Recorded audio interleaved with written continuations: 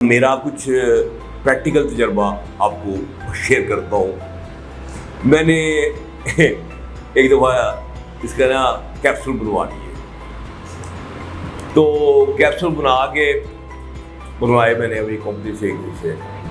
तो मेरा जितना स्टाफ है माशाल्लाह, मेरा बड़ा लंबा चौड़ा स्टाफ है, तो मैंने उनको ये कैप्सूल दे दिए खाने के लिए। मैं कहा ये खाओ, तो मुझे बताना यार इसके क्या असरार आते हैं। वो सारे मेरे वर्कर्स ने खाए, तो मैंने खुद भी खाए। ये नहीं है कि मोमन जो दूसरों को पसंद करे अपने लिए भी वही पसंद करे, ये मोमन की निशानी होती है, इसलिए वो मैंने भी खाए। तो मुझे तो फील हुआ कि टाइमिंग बढ़ गई है। मैंने ये बात आगे नहीं की। अब मैंने अपने सारे वर्कर्स से पूछा कि बताओ तुम्हारी सेक्सुअल लाइफ में क्या चेंजेस आई इसके दौरान।